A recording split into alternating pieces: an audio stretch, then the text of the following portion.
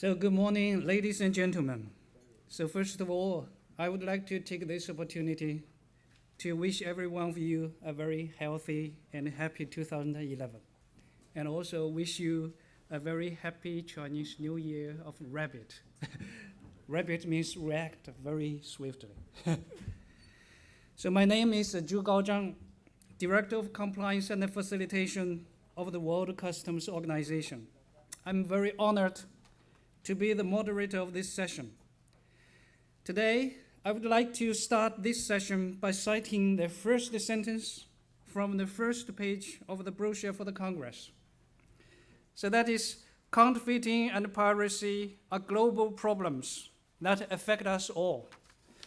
So this topic of our session is the costs of the cleaning up, which is one of these problems we are going to discuss and to which we are trying to find solutions. So as we all know, governments and the private sectors have expressed their concern regarding the question of who is to bear the costs of storage and the destruction of counterfeit goods and pirated goods. So in some countries, the costs of destruction, including storage costs, have to be borne by the right holders, who can afterwards attempt to recover these costs from the infringer, but not always succeed.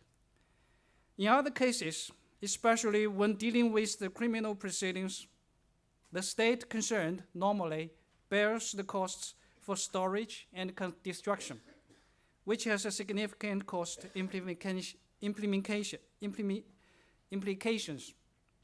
in particular in developing countries. It has been found that this situation often results in deterrent process and sometimes daunting the right holders and authorities' enforcement initiatives. In a time of financial constraints, suitable solutions for all stakeholders must be found, aiming towards a more balanced approach in the fight against counterfeit and piracy. So today, we have four speakers. They will speak on this issue. They are Mr. Antonis Kastriansianakis, and Mr. Patrick Mohan, and Mr. Chris Merchant, and Mr. Stephen Morris. So before I give the floor to them, there is a small announcement. So that is, every speaker has only 5 minutes to make the statement. After all speakers have made their statements, there will be a half an hour discussion. So followed by 15 minutes question and answer session. So the discussion, the audience is welcome to participate. So our first speaker, Mr. Antonis Kastriansianakis.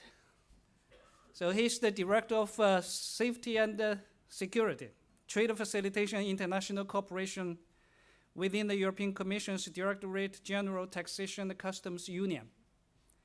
He's responsible for the coordination of customs and taxation aspects of the EU internal relations and of issues such as security, trade facilitation, protection of citizens, enforcement of intellectual property rights, and rules of origin. The coordination of the European Commission's participation in the work of the WCO also falls under his remit. He joined the European Commission in 1981 and was head of several units in the Directorates General Employment, Development, and Regional Policy, as well as a member of the Task Force for Administrative Reform. So his university background includes philosophy, politics, and economics in Oxford, the Law School of Athens, and advanced European studies at the College of European in Bruges. Now let's welcome Mr. Antonis to give his statement with applause.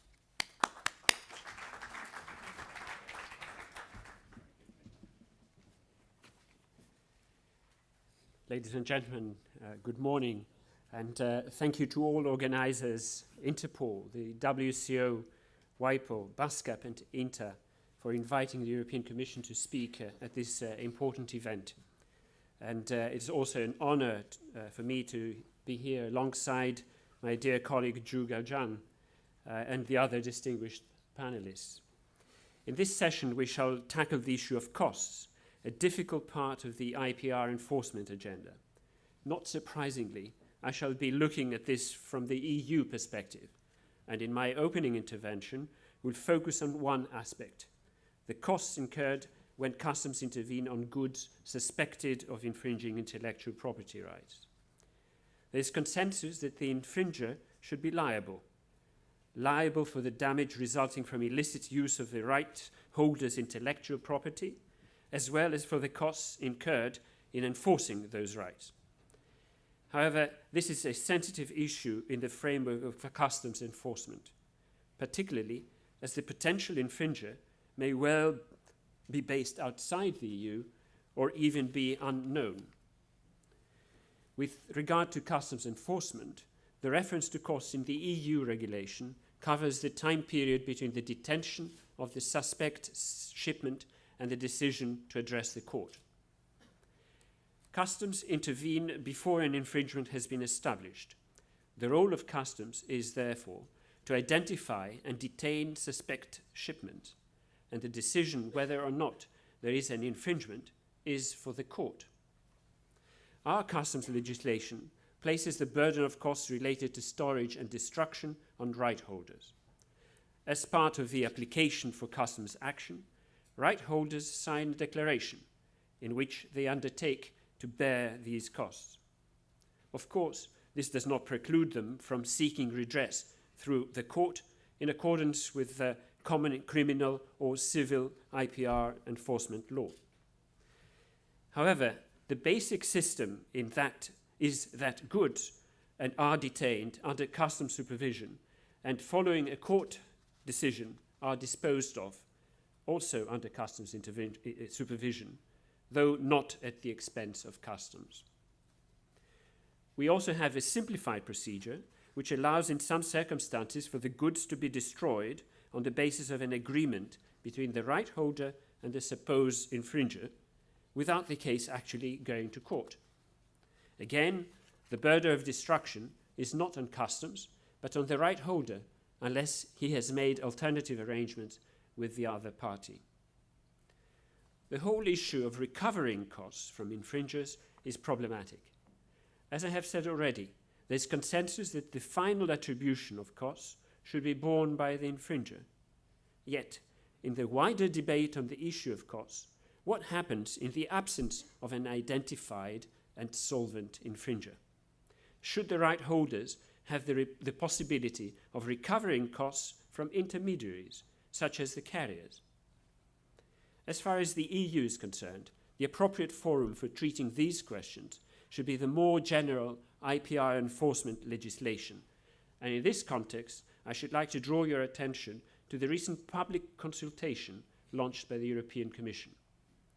At the end of last year, the European Commission presented a report on the application of the 2004 directive concerning the enforcement of intellectual property rights.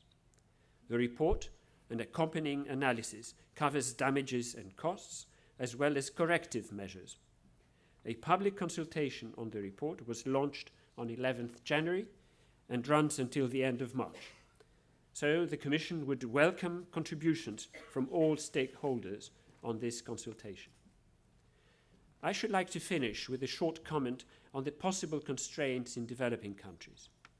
The border enforcement of IPR raises questions of administrative capacity.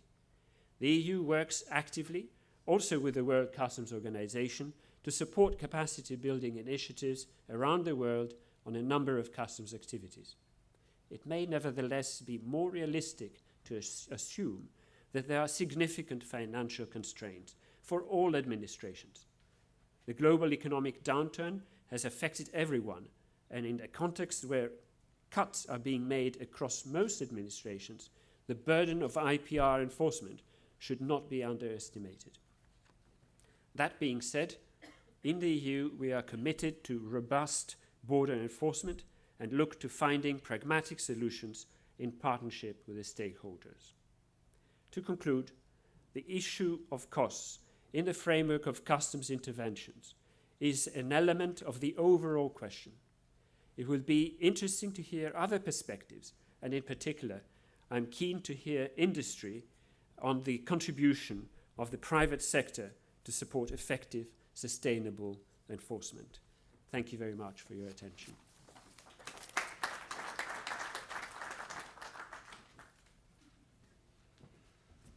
So thank you, Mr. Antonis, for your very clear statement.